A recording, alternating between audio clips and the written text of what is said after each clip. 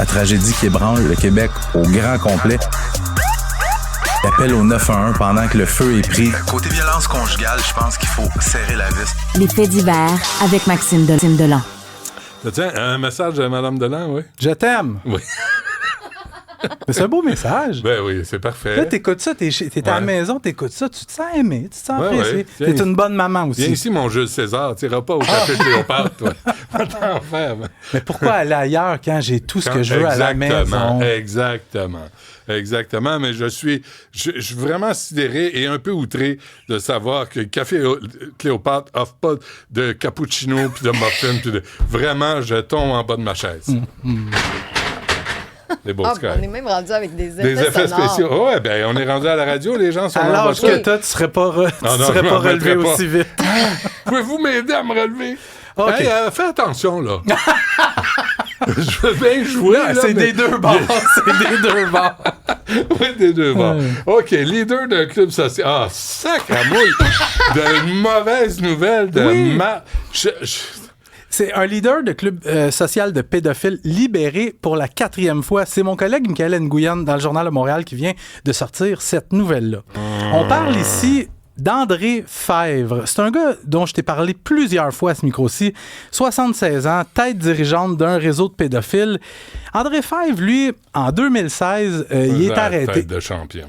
Oui. Mais le problème avec André Fèvre, c'est que lui, c'est un pédophile avoué, convaincu, et selon lui, c'est les autres le problème. C'est pas lui. Lui, d'ailleurs, il dit qu'il veut se battre pour faire reconnaître la pédophilie. Ouais, c'est une façon de parler. Mais il veut faire reconnaître la pédophilie comme une orientation sexuelle. Lui, ça fait 8 ans qu'il est en prison présentement. Et regarde, la Commission des libérations conditionnelles vient de le remettre en liberté pour la 4e fois.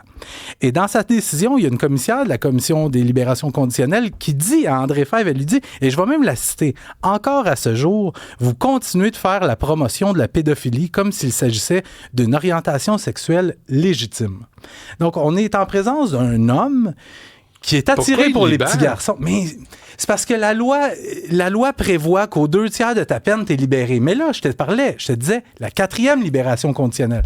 À sa première libération conditionnelle, il a approché un garçon dans un hôpital. Il retourne en prison. À sa 2e libération conditionnelle, il a approché un garçon dans une crèmerie qui est à côté d'une garderie. Il retourne en prison. À sa 3e libération conditionnelle, il a communiqué avec un de ses co-accusés pédophiles. Et il en retourne en prison.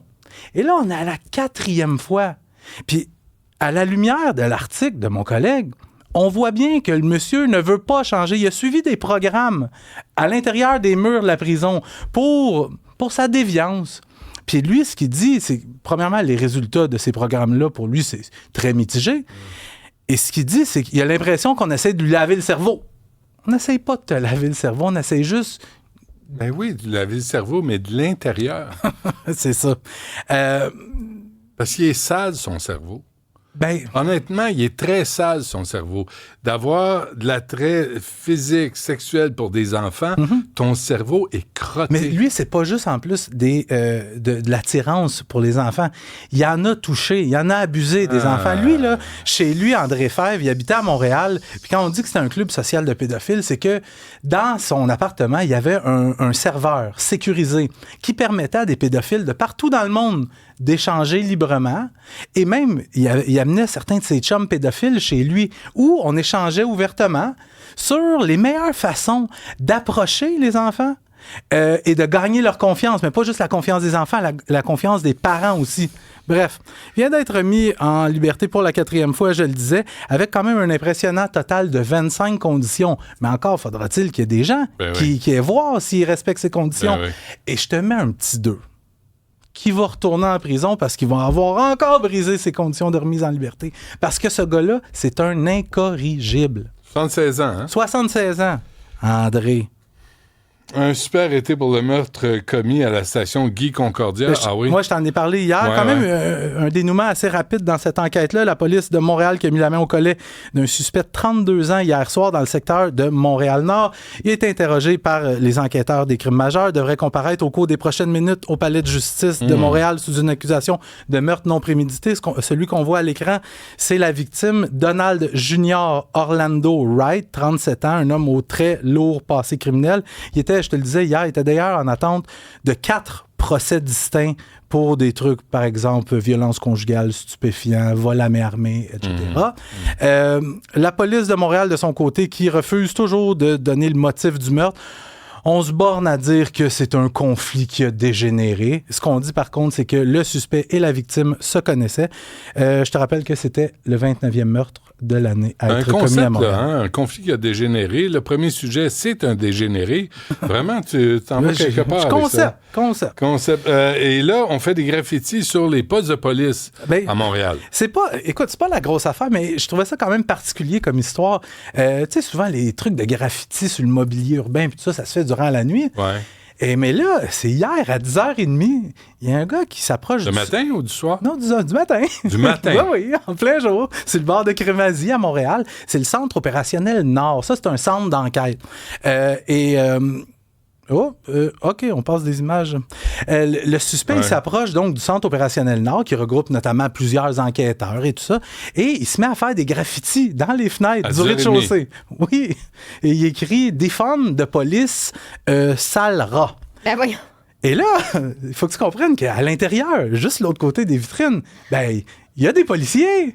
Il y a des policiers qui le voient faire. Fait il y a 2 enquêteurs qui sortent à l'extérieur pour aller le chercher, pour aller l'arrêter. Hey, baquet. Oui, le gars, il se débat, frappe les policiers, ils réussissent à le maîtriser, puis ils n'ont pas à aller bien loin, ils ont juste à rentrer à l'intérieur pour l'amener en détention. Oui, c'est le fun, ça. Le gars, il s'appelle Emilio Pagnotta. J'ai pas dit Magnotta, c'est Pagnotta. 38 ans.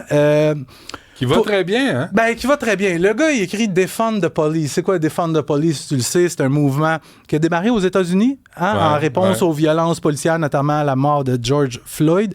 Et ce qu'on demande essentiellement, c'est qu'on sabre dans le budget des corps policiers pour redistribuer cet argent-là à des organismes communautaires. Sauf que là où je trouve ça un petit peu inquiétant, c'est que cet acte de vandalisme-là est peut-être isolé en soi, sauf que ça s'inscrit dans plusieurs actes de vandalisme ou de méfaits commis à l'égard des policiers parce que mes informateurs me disent que dans l'est de Montréal, il y a au-dessus d'une dizaine de policiers dans les derniers jours qui ont vu leur véhicule personnel se faire mettre des clous et des vis pendant qu'ils sont en train de patrouiller la ville. Il y a des gens qui vont percer les pneus de ces policiers-là, mettre des clous, des vis. Il n'y a pas de caméra de surveillance? Probablement, mais ces gens-là, on s'entend qu'ils ne vont pas faire ça à visage découvert. Tu sais comment que c'est? Oui. Fait que ça peut causer des accidents. Il y a des enquêtes qui sont en cours dans ce dossier-là, toujours pas d'arrestation, sauf pour ce sympathique personnage de M. Pagnotta qui va faire des graffitis en plein jour. C'est le bord de Crémazie, c'est tellement passant. Mais c'est le fun parce qu'on n'a pas dépensé d'essence. Ils sortent, ils le pognent, ils le rentrent en dedans. Moyennant un coup de poing dans la je te le souhaite, mais quel mot chamard. Parfait. Merci, Maxime. Ça fait plaisir. Font pas de café avec des muffins? Ben non. J'en reviens pas. Mais pour 10$, c'est autre chose. OK!